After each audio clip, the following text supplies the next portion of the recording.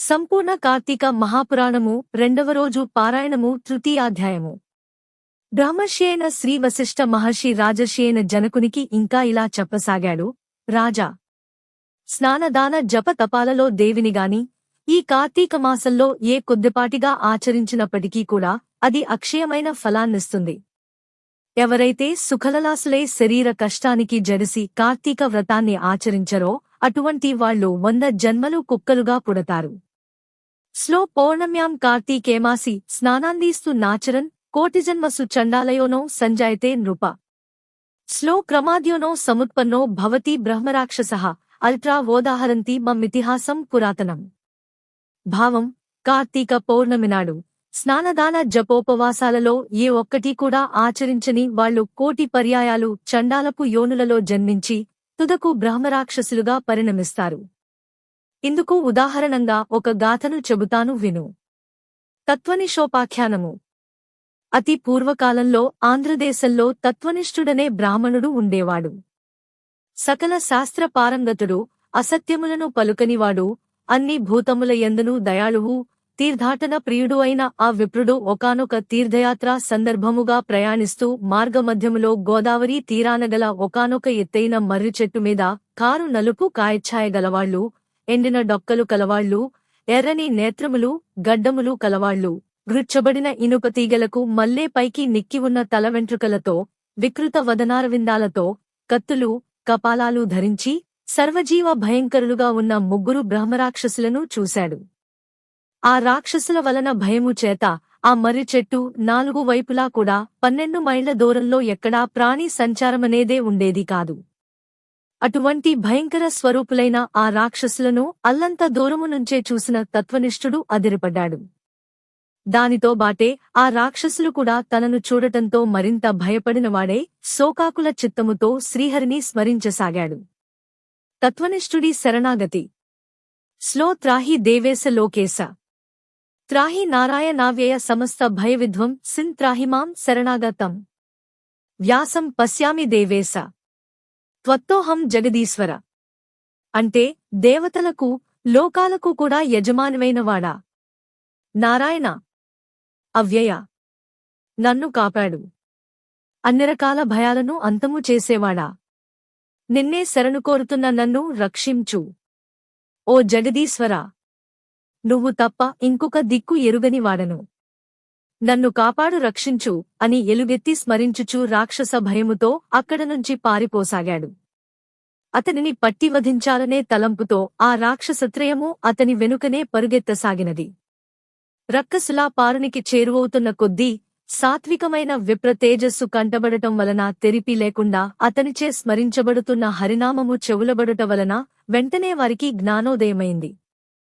అదే తడవుగా ఆ బాపనికి ఎదురుగా చేరుకొని దండ ప్రణామాలాచరించి అతనికి తమ వలన కీడు కలుగబోదని నమ్మబలికి, ఓ బ్రాహ్మణుడా, నీ దర్శనముతో మా పాపాలు నశించిపోయాయి అని పునః నమస్కరించారు. వారి నమ్రతకు కుదుటపడిన హృదయముతో తత్వనిష్ఠుడు, మీరెవరు? చేయరాని పనులు వేనిని చేయడం వలన ఇలా అయిపోయారు? మీ మాటలు వింటుంటే బుద్ధిమంతుల్లా ఉన్నారు. మరి ఈ వికృత రూపాలేమిటి? నాకు వివరముగా చెప్పండి. మీ భయబాధావళి తొలగే దారి చెబుతాను అన్నాడు. ద్రావిడుని కథ. పారుని పలుకులపై ఆ రక్కసులలో ఒకడు తన కథనిలా వినిపించసాగాడు. విప్రోత్తమా, నేను ద్రావిడుడను. ద్రవిడ దేశమందలి మందరమనే గ్రామాధికారినైన నేను కులానికి బ్రాహ్మణుడనే అయినా గుణానికి కుటిలుడని, వంచనామయ వచః చమత్కారుడని అయి ఉండేవాడిని. నా కుటుంబ శ్రేయస్సుకై అనేక మంది విప్రుల విత్తాన్ని హరించాను. బంధువులకుగాని బ్రాహ్మణులకుగాని ఏనాడూ పట్టెడన్నమైనా పెట్టి ఎరుగను. నయవంచనలతో బ్రాహ్మణ ధనాన్ని అపహరించడం చేత నా కుటుంబము నాతో సహా 7 తరాల వాళ్లు అధోగతుల పాలైపోయారు. మరణానంతరము దుస్సహమైన నరకయాతనలు అనుభవించి చివరికిలా బ్రహ్మరాక్షసుడనయ్యాను. కృపాయత్త చిత్తుడవై నాకు ముక్తినిచ్చే యుక్తిని చెప్పు అన్నాడు. ఆంధ్రదేశీయుని గాథ. రెండవ రాక్షసునిలా విన్నవించుకోసాగేడు. ఓ పవిత్రుడా, నేను ఆంధ్రుడను. నిత్యమూ నా తల్లిదండ్రులతో కలహించుచు వారిని దూషించుచు ఉండేవాడిని. నేను నా భార్యాపిల్లలతో మృష్టాన్నాన్ని తింటూ తల్లిదండ్రులకు మాత్రం చద్దికుటిని పడవేసేవాడిని. బాంధవ బ్రాహ్మణ కోటికేనాడు ఒక పూటైనా భోజనము పెట్టక విపరీతముగా ధనార్జన చేసి ఆ కావరముతో బ్రతికేవాడిని. ఆ శరీరము కాలం చేశాక నరకానపడి ఘోరాతి ఘోరమైన బాధలనుభవించి చివరికి ఇక్కడిలా పరిణమించాను. ఆ ద్రావిడునికివలనే నాకు కూడా ముక్తి కలిగే దారిని బోధించుము అని అన్నాడు. పూజారి కథ. అనంతరం మూడవ రాక్షసుడు ముందరకు వచ్చి ఇలా మొరపెట్టనారంభించాడు. ఓ సదాచార సంపన్నుడా! నేను ఆంధ్రదేశపు బ్రాహ్మణుడను. విష్ణువాలయంలో పూజారిగా ఉండేవాడిని. కాముకుడను, అహంభావిని, కఠినవచస్కుడని అయిన నేను భక్తులు స్వామివారికి అర్పించే కైంకర్యాలన్నిటినీ నా వేశ్యలకు అందచేసి విష్ణు సేవలను సక్రమముగా చేయక గర్వముతో తిరిగేవాడిని. తుదకు గుడి దీపాలలో నూనెను కూడా హరించి వేశ్యలకు ధారపోసి వారితో సంభోగ సుఖములనుభవించుచు పాపపుణ్య విచక్షణారహితుడనై ప్రవర్తించేవాడిని. ఆ నా దోషాలకు ప్రతిఫలంగా నరకమును చవిచూసి అనంతరము ఈ భూమిపై నానావిధ హీన యోనులలోనూ నానా నీచ జన్మలను ఎత్తి కట్టకడికి బెట్టిదైన బ్రహ్మరాక్షసునిగా పరిణమించాను. ఓ సదాయుడా! నన్ను మన్నించి మరలా జన్మించే అవసరం లేకుండా మోక్షాన్ని పొందే మార్గాన్ని ప్రవచించవయ్యా అని ప్రార్థించాడు. బ్రహ్మరాక్షసులు ఉత్తమ గతి పొందుట. తమ తమ పూర్వ భవకృత మహాగరాసికి ఎంతగానో పశ్చాత్తాప పడుతున్న ఆ రక్కసులకు అభయమిచ్చి, భయపడకండి, నాతో కలిసి కార్తీక స్నానానికి రండి. మీ సమస్త దోషాలు నశించిపోతాయి అని చెప్పి వారిని తన వెంట బయలుదేరదీశాడా బ్రాహ్మణుడు. అందరూ కలిసి కావేరీ నదిని చేరారు. అక్కడ తత్వనిష్ఠుడు బ్రహ్మరాక్షసులు నిమిత్తమై సంకల్పం చేసి తాను స్వయముగా ముందు స్నానం చేసి పిమ్మట రక్కసుల చేతకూడా స్నానం చేయించాడు. అనంతరము స్లోటు అముకానాం బ్రహ్మరాక్షసత్వ నివారణార్థం అస్యాం కావేర్యాం ప్రాతః స్నానమహం కరిష్యే అనే సంకల్పములతో అతడు విధివిధానముగా స్నానం చేసి తత్ఫలాన్ని బ్రహ్మరాక్షసులకు ధారపోయగా వారు విగతదోషులు దివ్యవేషులు అయి తక్షణమే వైకుంఠానికి ప్రయాణమయ్యారు. విదేహరాజా! అజ్ఞానము వలన కాని మోహ ప్రలోభావల వలన గాని ఏ కారణము చేతనైనా గాని కార్తీక మాస సూర్యోదయ కాలాన కావేరీ నదిలో స్నానమాచరించి విష్ణువును పూజించిన వాళ్లకు నిస్సందేహముగా 10,000 యజ్ఞాలు చేసిన ఫలము కలుగుతుంది. అందువల్ల ఏదో ఒక ఉపాయం చేసైనా సరే కార్తీకంలో కావేరీ స్నానమును తప్పకుండా చేయాలి. కావేరీలో సాధ్యము కాకపోతే గోదావరిలోనైనా మరెక్కడైనా సరే ప్రాతః స్నానం మాత్రం చేసి తీరాలి. అలా ఎవరైతే కార్తీక దామోదర ప్రీతిగా ప్రాతః స్నానము చేయరో వాళ్లు 10 జన్మలు చండాలపు యోనులలో పుట్టి అనంతరము ఊరపందులుగా జన్మిస్తారు సుమా. కాబట్టి ఎటువంటి మీమాంసతోటి నిమిత్తం లేకుండా స్త్రీలుగాని పురుషులుగాని కార్తీక మాసంలో తప్పనిసరిగా ప్రాతః స్నానం ఆచరించాలి. చతుర్థాధ్యాయము. జనకుడు అడుగుతున్నాడు, హే బ్రహ్మర్షి! నువ్వింతవరకు కార్తీక మహాత్మ్యాన్ని అసాధారణ ధోరణిలో చెప్పావు. అయితే ఏ సంకల్పంతో ఈ వ్రతం ఆచరించాలో ఏ దానాలు చేయాలో కూడా తెలియజేయి. వశిష్ఠ ఉవాచ. అన్ని పాపాలను మన్ను చేసేది, పుణ్యాలను అగణ్యాలుగా మార్చేది అయిన ఈ కార్తీక వ్రతానికి ఫలానా సంకల్పము అనేది హాస్యాస్పదమైన విషయము. ఈ కార్తీక వ్రతం ఆచరించడం వలన నశించనంతటి పాపం అనేది ఇంకా ఈ ప్రపంచంలో పుట్టనే లేదు. అందువల్ల వ్రత ధర్మాలను తత్ఫలాలను చెబుతాను విను. కార్తీకమాసపు సాయంకాలము శివాలయములో దీపారాధన చేయడం వలన అనంతమైన ఫలము వస్తుంది. శివాలయ గోపురద్వార శిఖరాలయందుగాని శివలింగ సన్నిధినిగాని దీపారాధన చేయడం వలన అన్ని పాపాలు అంతరించిపోతాయి. ఎవరైతే కార్తీకములో శివాలయములో ఆవునేతితోగాని నువ్వుల నూనెతోగాని ఇప్పనారింజ నూనెలతోగాని దీప సమర్పణ చేస్తారో వాళ్లు ధర్మవేత్తలవుతారు. ఆఖరికి ఆముదపు దీపానైనా సమర్పించిన వాళ్లు అత్యంత పుణ్యవంతులవుతారు. కనీసము కాంక్షతోగాని నలుగురి నడుమ బడాయి కోసం గాని దీపాన్నిచ్చే వాళ్లు కూడా శివప్రియులవుతారు. ఇందుకు ఉదాహరణగా ఒక చిన్న కథ చెబుతాను విను. కార్తీక దీపారాధన మహిమ. పూర్వము పాంచాల దేశాన్ని పరిపాలించే మహారాజొకడు కుబేరుని మించిన సంపద కూర్చుకుని ఉన్నా కుమారులు లేని కారణంగా కృంగిపోయినవాడై కురంగపాణికై తపస్సుకు కూర్చున్నాడు. మధ్యకాలంలో అటుగా వచ్చిన పిప్పలుడనే ముని అతని తపస్సుకు కారణమడిగి తెలుసుకుని, ఓ రాజా!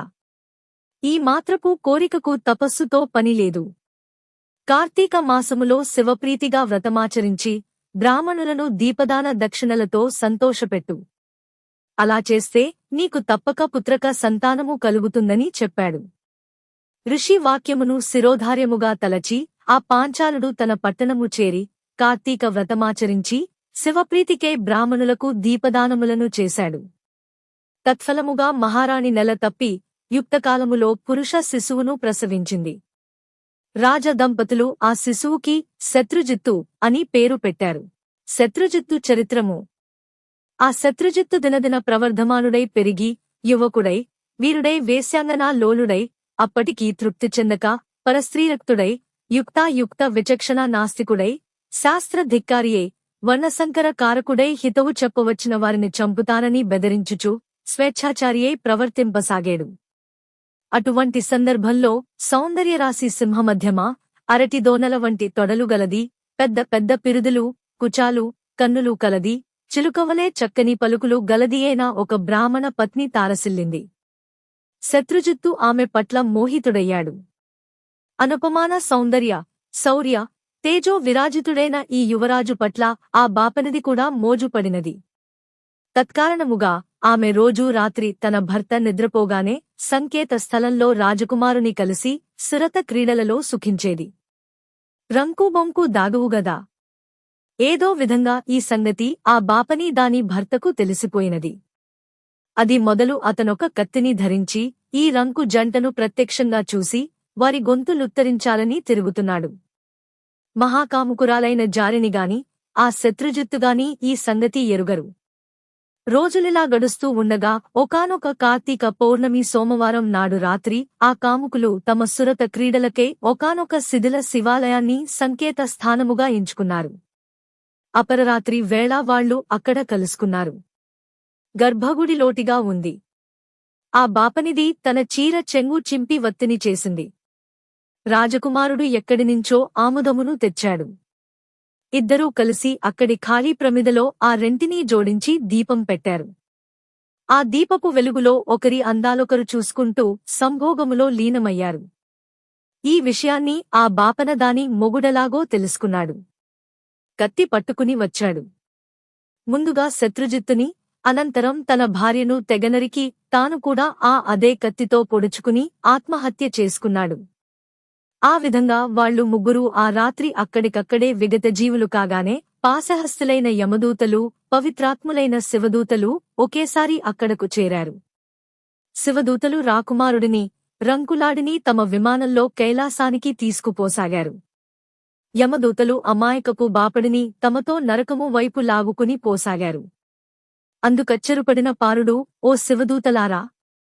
కాని పనిచేసిన వారికి కైలాసభోగము, నా వంటి సదాచారుడికి నరక యోగమునా అని ప్రశ్నించగా, అందులక శివదూతలు, వీరెంత పాపాత్ములైనా ఈ రోజు కార్తీక పూర్ణిమ సోమవారం కాబట్టి శివాలయములో, అందున శిథిలాయములో శివలింగమునకు ఎదురుగా దీపారాధన చేశారు గనక వారి పాపాలు, నేరాలు నశించి పుణ్యాత్ములయ్యారు.